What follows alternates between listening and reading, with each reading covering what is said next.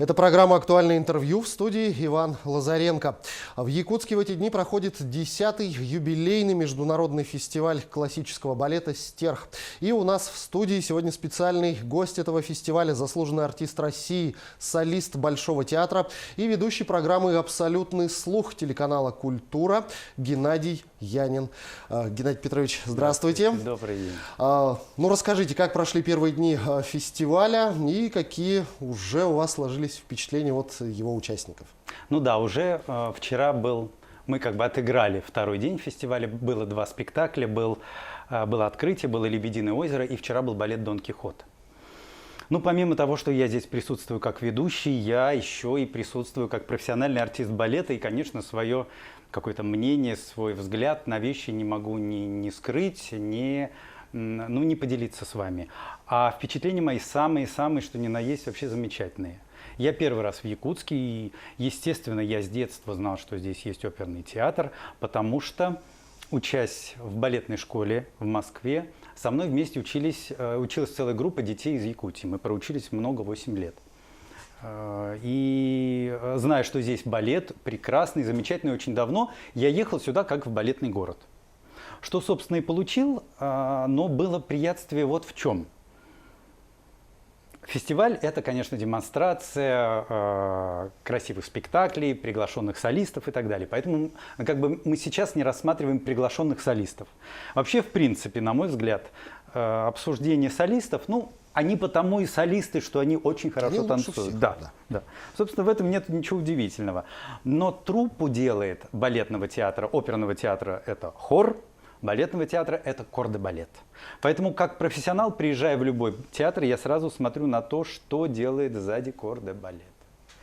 И придя на репетицию «Лебединого озера», первое, что меня поразило, я прям сразу удивился, говорю: боже мой, это настолько блистательно отрепетировано, исполнено, все работают в едином стиле, что, в общем, для театра, который расположен не в центре России, это не всегда естественно и нормально.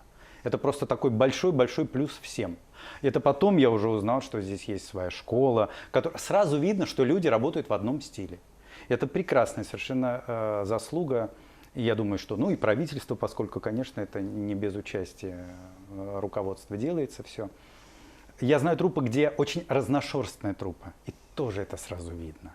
Я даже вижу это по Большому театру. Артисты, которые проработали уже достаточно лет, и которые только пришли, которые еще не в курсе, не вошли в это, не впитали.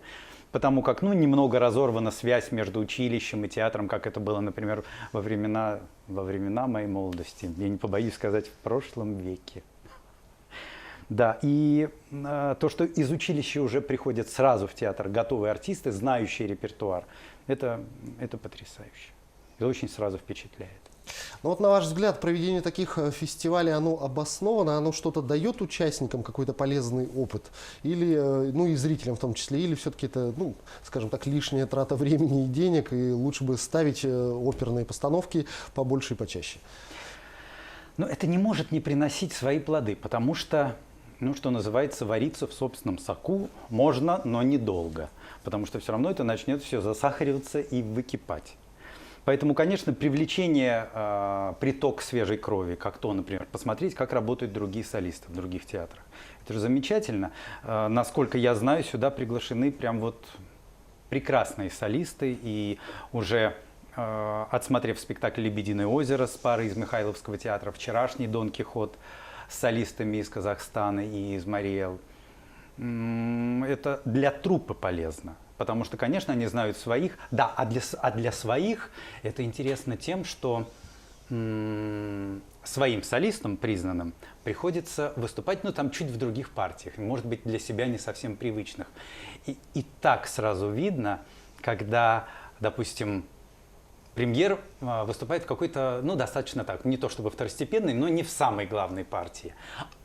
А нахрап, подача премьерская все равно остается. И сразу играет другими красками эта партия. Например, вчера в партии Торадора выступал премьер Якутского театра, и не помню фамилию, зовут Сарел. Не могу вспомнить сейчас. Афанасьев. Да, совершенно верно. Как только он появился, сразу было видно, что вышел премьер. Я его не знал в лицо, я говорю: о, а это кто? А что это так хорошо-то? Вот оказалось вот что.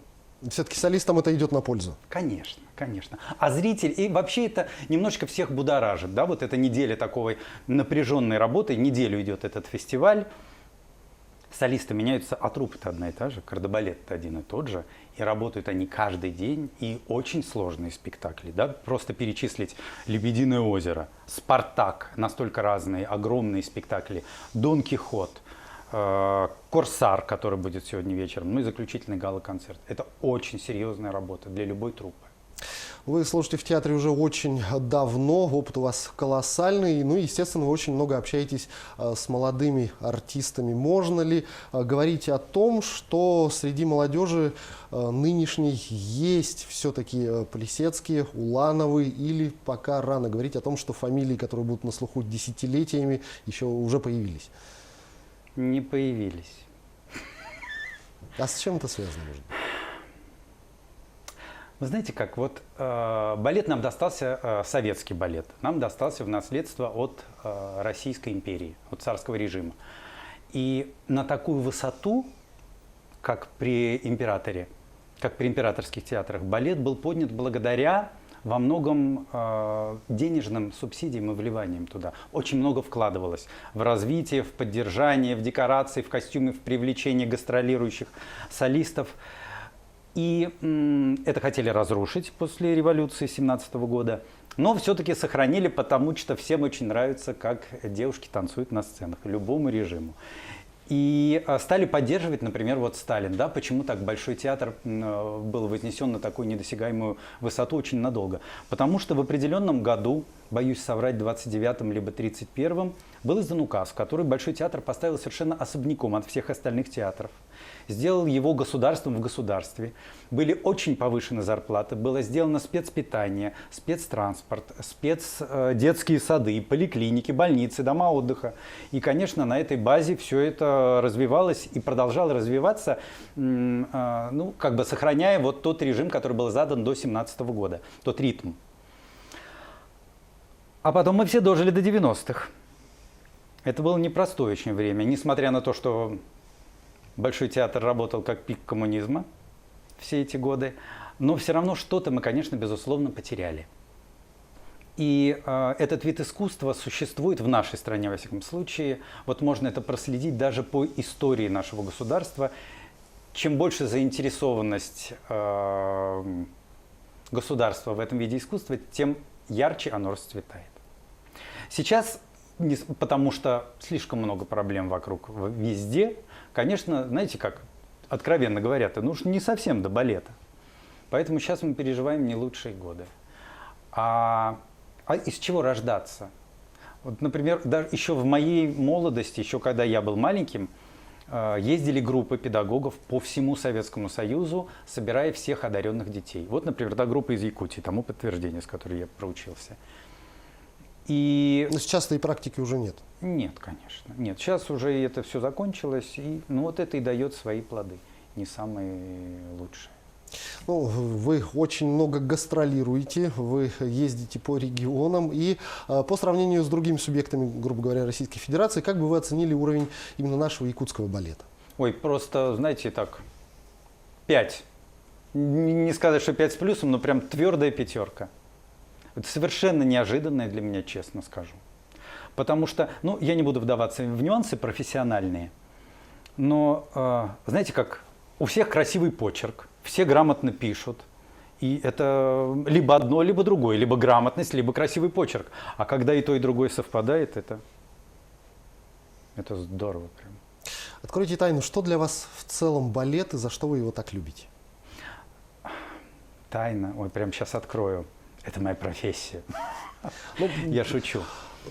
Ну, во-первых, конечно, я не могу не сказать о том, что, ну, безусловно, в детстве, когда меня привела мама в балетную школу, ну, какой балет, какому мальчику хочется заниматься в 10 лет балетом.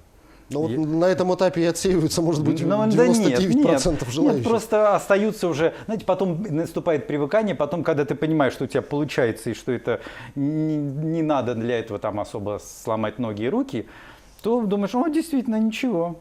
Еще за это хлопают, потом за это платят. И, в общем, так оно как-то по накатанному идет.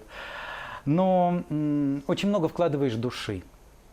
Знаете, как вот по себе знаю, вот какой бы то ни было, либо балет, либо танец, когда ты его смотришь как зритель, вот я не во всех балетах участвую, и некоторые иногда смотрю как зритель. И вот сидишь, наверняка многим зрителям это знакомо, сидишь, господи, когда это кончится, как же это долго, какое длинное адажио. А когда сам начинаешь это делать, когда сам это либо репетируешь, либо исполняешь, оно пролетает молниеносно. То есть любая постановка, которую ты знаешь, да, франшизные постановки, которые переносятся из какого-то другого театра, уже поставленные.